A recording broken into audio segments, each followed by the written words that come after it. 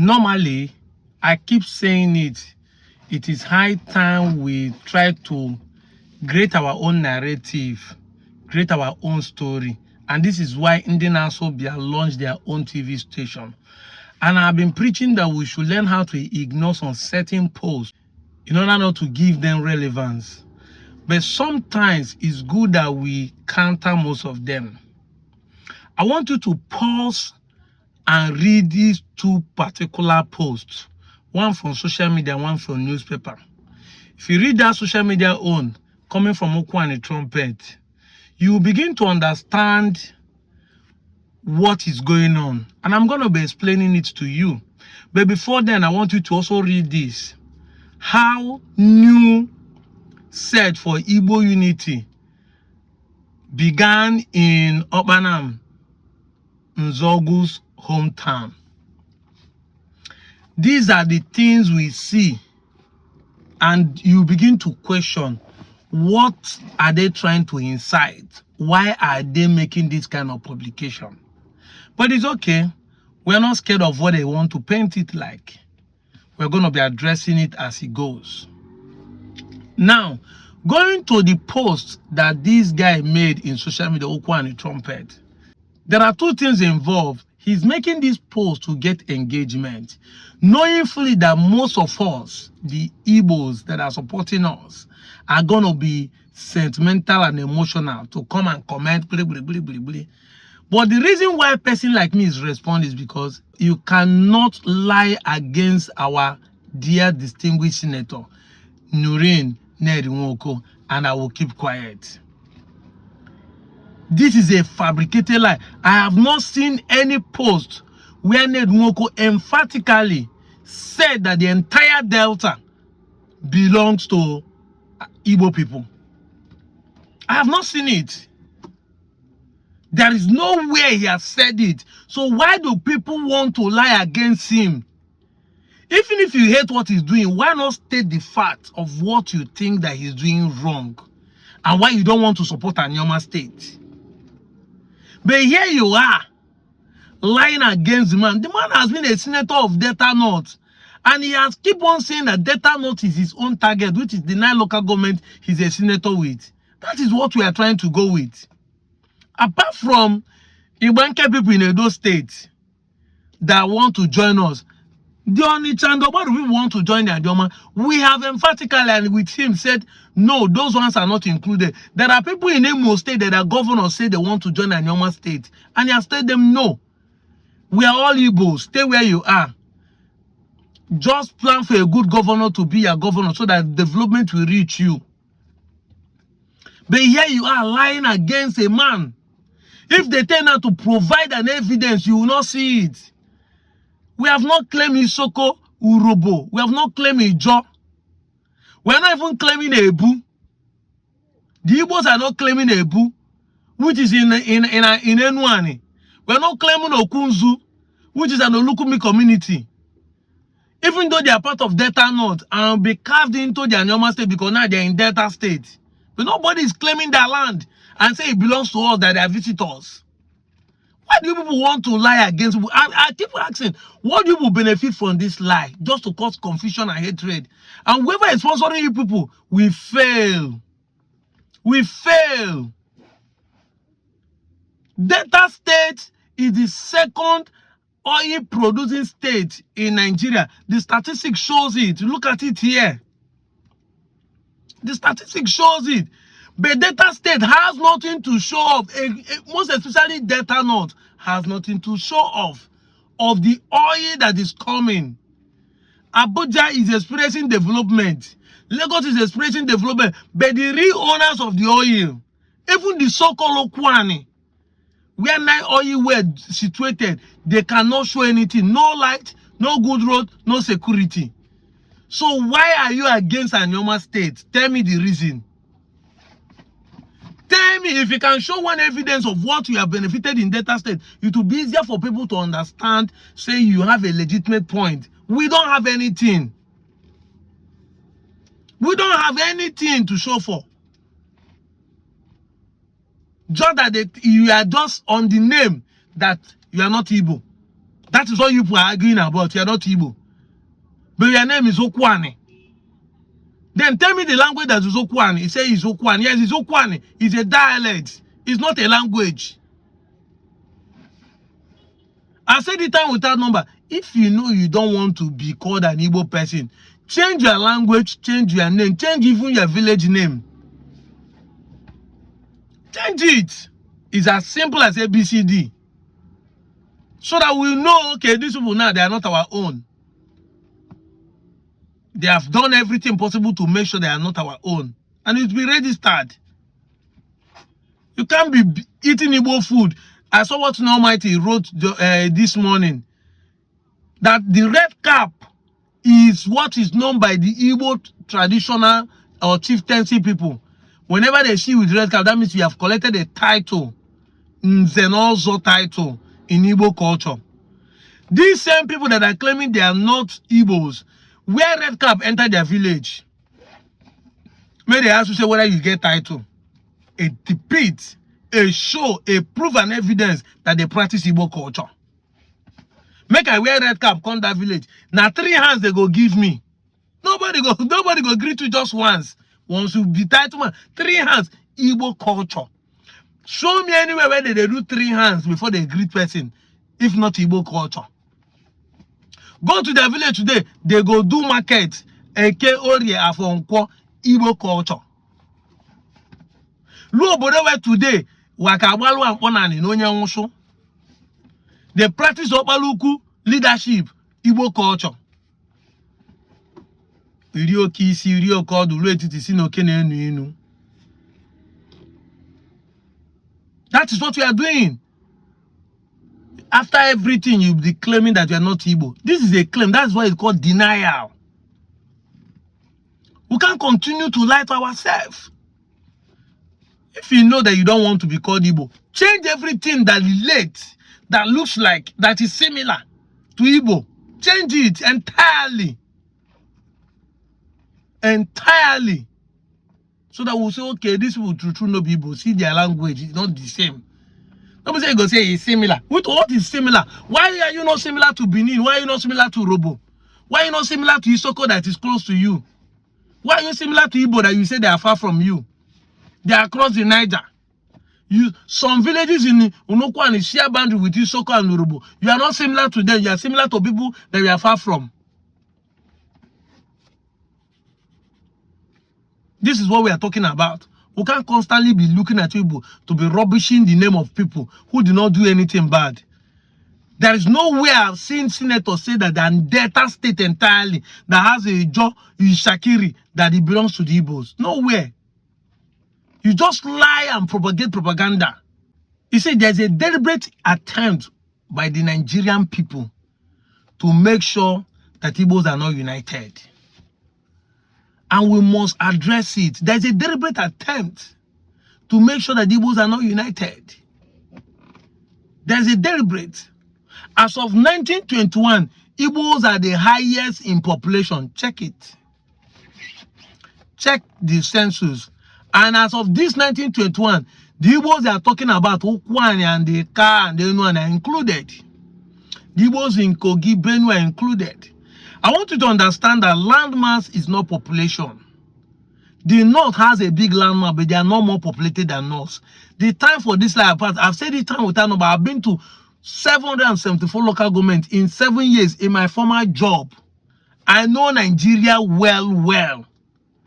In my former job as an NQA for telecommunication company, I've been to all the local government in this country. Evidence day. And in my 7 good years of quest of going around doing my job, I discovered that the Igbos has the highest number of population, including Igbos outside the Igbo lands. Igbo has a population, but they have a little land mass. But we know by geography that land mass is not population. Look at the land mass of Russia. Look at the land mass of America. But India and China has more population than them combined. China is 1.3 billion. America is just 300 million. So the 0.3 million of China covers it. Even China is more populated than West Africa combined together. The landmass is not population. So the North has a landmass, but they are not more populated than Igbos. However, we understand why people think now that Igbos are not populated. But you guys know that we are more populated. That's why today you see them saying baby factory. You know why they call us baby factory? Because our people still give birth. They have stated that mortality rate, death rate are reduced here than in the North.